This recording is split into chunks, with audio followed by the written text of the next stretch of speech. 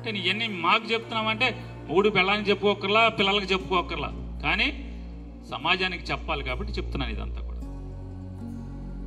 అది ఆ రోజు సంగతి జరిగింది. మన అదృష్టవశాత్తు నా శ్రీమతి కోసం విపరీతంగా ట్రై చేశారు. నా జీవితంలో అయితే అంటే ఏ పగోడికి కూడా రాకూడదు. భార్యను తీసుకుని దాక్కుంటూ రోజుకు లేదా 2 రోజులకు ఒక ఇంట్లోనో ఒక చోట్లోనో ఉంటూ 15 రోజులు తిరగటం అనేది నిజంగా ఆ రోజే నేను మానసికంగా చచ్చిపోవాలి, రాజకీయంలోంచి మానేయాలి.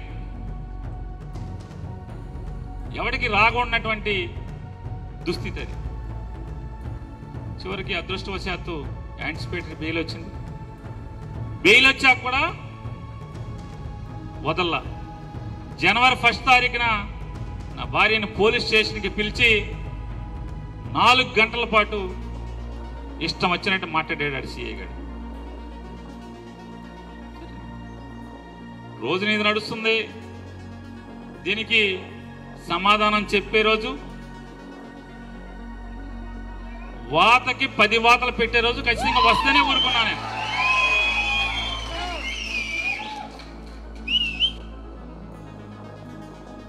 సరే, అది అయిపోయింది.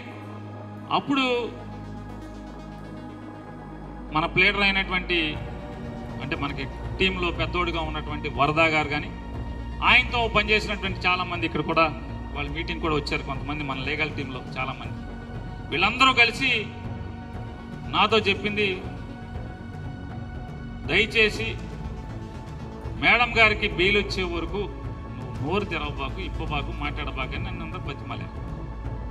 నువ్వు ఎట్టపోయినా పర్లా, ఇంటావిడు కదా, వద్దని చెప్తే నేను మాట్లాడాల. వెంటనే టీడీపీ వాళ్ళు, వీడు కనపడతలేదు, కుటుంబం అదృశ్యం, వీడు మాట్లాడతలేదు మొదలెట్టారు. నాకు బెయిల్ రావటానికి మరొక 2 నెలలు పెట్టింది. ఆ 2 నెలలు కూడా హైకోర్టు ప్లేటర్లు కానీ వీళ్ళు కానీ నువ్వు మాట్లాడబాకు, నీకు దండం పెడతాను బాబు, నువ్వు మాట్లాడబాకు అని చెప్పారు.